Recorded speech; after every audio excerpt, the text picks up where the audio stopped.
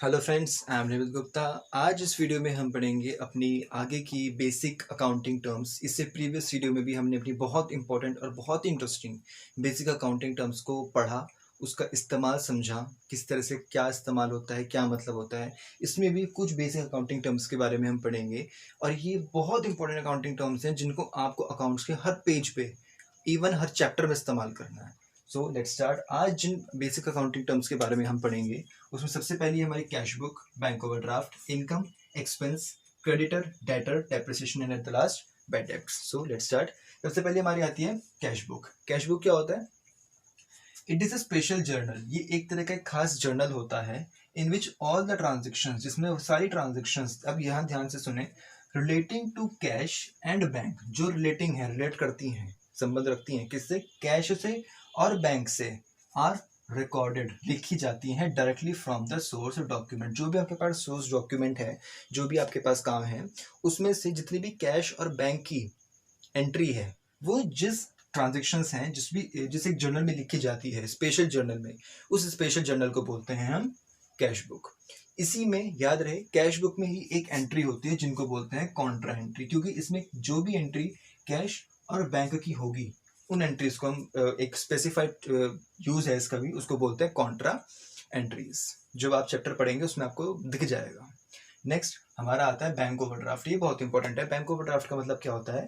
Bank overdraft एक facility होती है जो बैंक प्रोवाइड करता है अपने कस्टमर्स को। फॉर एग्जांपल, किसी एक एंटरप्राइज को इमीडिएटली 1,20,000 की रिक्वायरमेंट पड़ी। उस टाइम उसके अकाउंट में ओनली 1,00,000 रुपीज़ अवेलेबल थे, 20,000 एक्स्ट्रा चाहिए थे, तो वो उसके बैंक में पैसे ना होते हुए भी उस टाइम पे निकाल सकता है।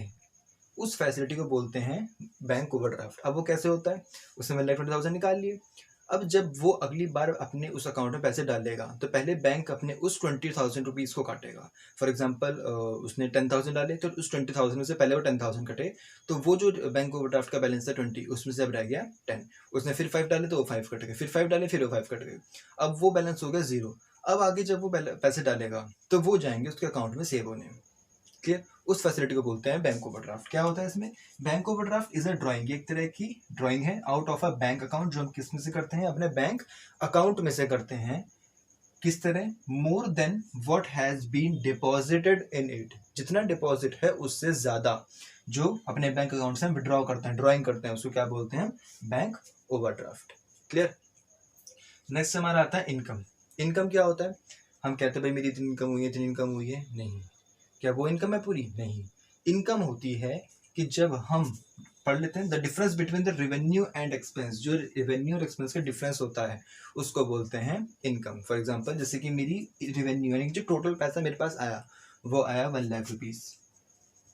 ठीक? उस 1,00,000 में से 20,000 मैंने लगाया था, अपना पैसा खर्च करा था, एक्सपेंस करा था, एक्सपेंडिचर करा था। तो जब उस 20,000 को मैं माइनस कर दूंगा, जो रिमेनिंग का 80,000 आया, यानी ये 80,000 है मेरी इनकम, यानी कि रेवेन्यू और एक्सपेंस का जो डिफरेंस होता है उसे बोलते हैं इनकम। क्लियर? नेक्स्ट एक्सपेंस क्या होता है?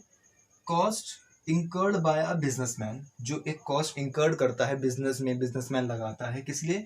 In the process of earning revenue, revenue को अर्न करने के लिए। मैंने 40,000 रुपये लगाया था, उससे मेरे को 60,000 रुपये मिले हैं।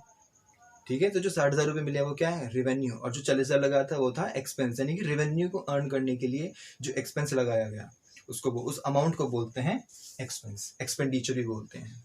क्लियर? नेक्स्ट आता है क्रेडिटर, उससे अगला है डेटर। इसको समझने के लिए एक एग्जांपल लेंगे। एक हमारे पास है मिस्टर शर्मा और एक हमारे पास है मिस्टर कुमार। क्लियर? अब मिस्टर कुमार को 20,000 रुपीज़ की रिक्वायरमेंट है, उन्होंने अपने फ्रेंड मिस्टर शर्मा से लिए हैं। इन्होंने 20,000 रुपीज़ इनसे लिए हैं क्योंकि इनको बिजनेस में रिक्वायरमेंट थी। तो जो आदमी पैसा दे रहा है उस बंदे को बोलते हैं क्रेडिटर, और जिस बंदे को पैसे दे रहा है, जो बंदा यानी कि जो इंसान पैसा ले रहा है, उस आदमी को, उस इंसान को बोलते हैं debtor. Clear?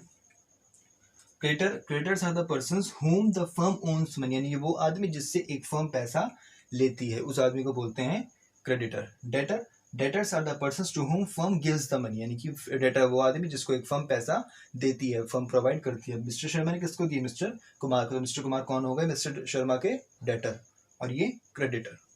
Clear? Next, depreciation. Depreciation एक बहुत इंपॉर्टेंट अकाउंटिंग टर्म भी है और इसके ऊपर एक कंप्लीट चैप्टर भी है। डेप्रिसिएशन का मतलब क्या होता है? फॉर एग्जांपल समझते हैं, जैसे कि 2019 में मैंने एक स्पीकर खरीदा 20,000 रुपीज़ का। अगर मैं 2020 में अगर उसको बेचने जाऊँ, क्या वो तब भी 20,000 का बिक जाएगा? नहीं, उसकी वैल्यू घट जाएगी।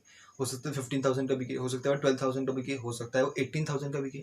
तो ये जो वैल्यू घटी है, किस वजह से घटी है? क्योंकि मैंने उसका इस्तेमाल करा है, उसे यूज़ करा है। तो किसी भी एक एसेट की वैल्यू का घटना उसके कंटिन्यूस यूज होने की वजह से, उसको बोलते हैं डेप्रिसिएशन। डेप्रिसिएशन क्या होता है? Depreciation is the fall in the value of asset because of its continuous use. उसके कंटिन्यूस यूज होने की वजह से जो वैल्यू घटती है, उस घटी हुई वैल्यू को बोलते हैं डेप्रिसिएशन। क्लियर? नेक्स्ट होता है बैड डेट्स। ये बहुत इंपॉर्टेंट है। अच्छा, डेप्रिसिएशन जो होता है, डेप्रिसिएशन करने के भी दो मेथड्स होते हैं। एक होता है ओरिजिनल कॉस्ट मेथड, एक होता है डिमिनिशिंग बैलेंसिंग मेथड।